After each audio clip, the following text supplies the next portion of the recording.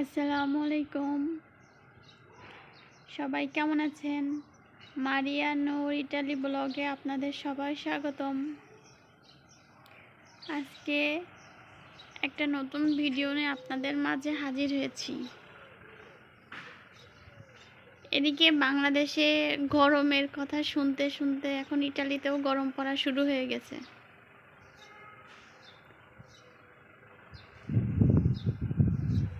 চলুন আজকে আমি কি রান্না করি সেটা আপনাদের সাথে শেয়ার করি। কি অবস্থা সবার? আজকে আমি রান্না করব টুনা ফিশ।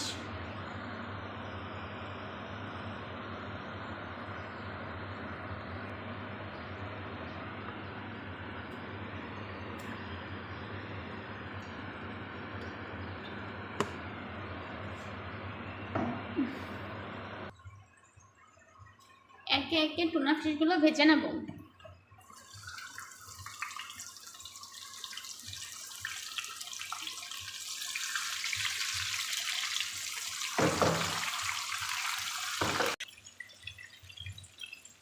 এক পাশ হয়ে গেছে, আমি অন্য পাশ উল্টে নেব।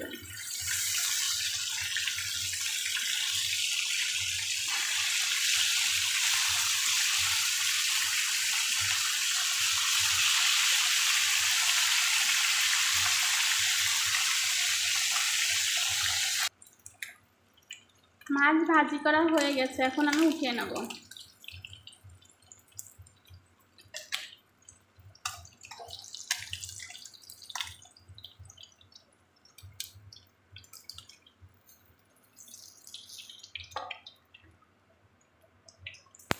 এই তেলে এবার আমি একটা তেজপাতা দেব ও 2টা শুকনো লঙ্কা দেব।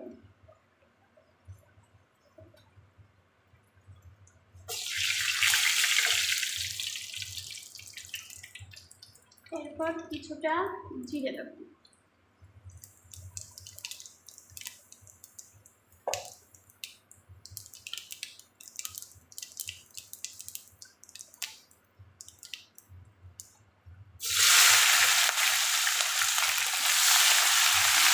এবার কিছুটা পেঁয়াজ কুচি দেব।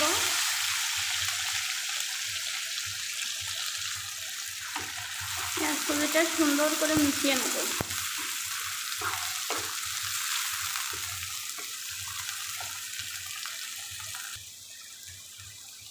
পরে কিছুটা কাঁচামরিচ দেব। এবার কিছু রসুন ও আদা কুচি দিচ্ছি। এখন সুন্দর করে মিশিয়ে নেব।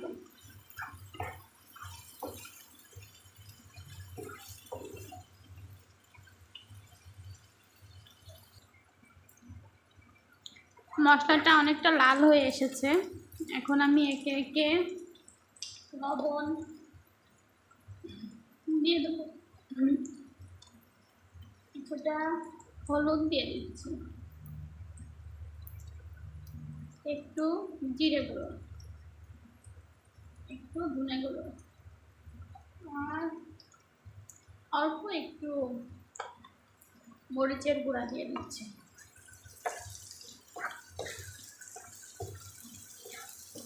সুন্দরভাবে মেশানো লাগবে। আমার ভিডিও যদি ভালো লাগে তাহলে অবশ্যই আমার পেজকে ফলো করবেন আর আমার ইউটিউব চ্যানেলকে সাবস্ক্রাইব করবেন, তাহলে আমি আপনাদের সাথে আবার নতুন কোনো ভিডিও নিয়ে হাজির হব।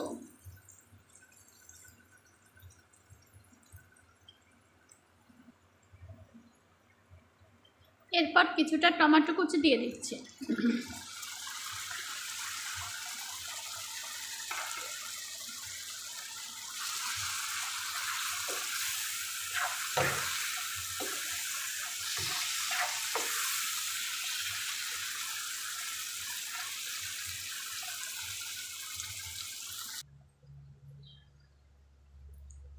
আমাদের এইখানে আজকে প্রচুর রোদ বেরোইছে আর বেশ গরম পড়েছে।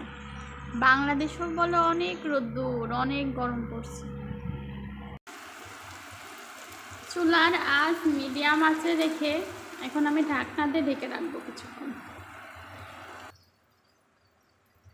এই পর্যায়ে এসে দেখি কি অবস্থা। মশলা থেকে সুন্দর তেল বেরিয়েছে।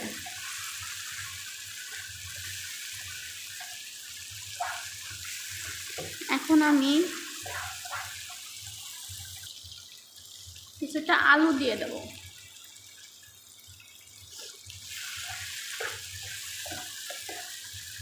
আলুটা মশলার সাথে ভালোভাবে মিশিয়ে দিয়ে পানি দিয়ে ঢেকে দেব।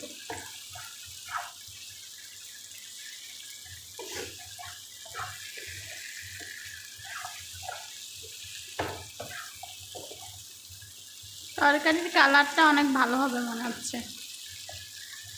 কেন বলেন তো? কারণ মশলাটার কালার সুন্দর হয়েছে।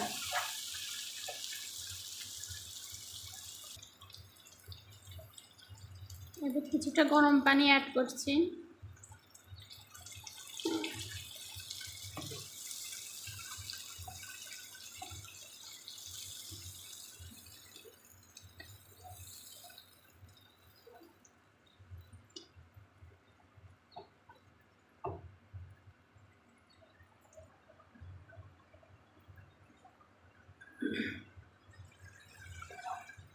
আলুগুলো সিদ্ধ হয়ে গেছে।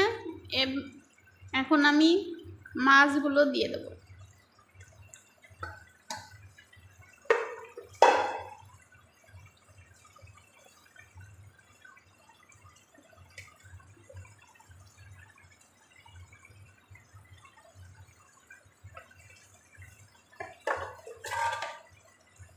মাছগুলো আলতো করে বসিয়ে দেব, অনেক নরম।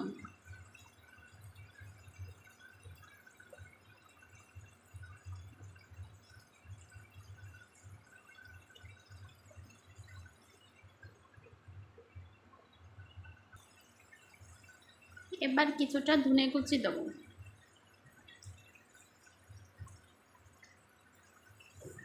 এর জন্য ঢাকনা দিয়ে রেখে দেব।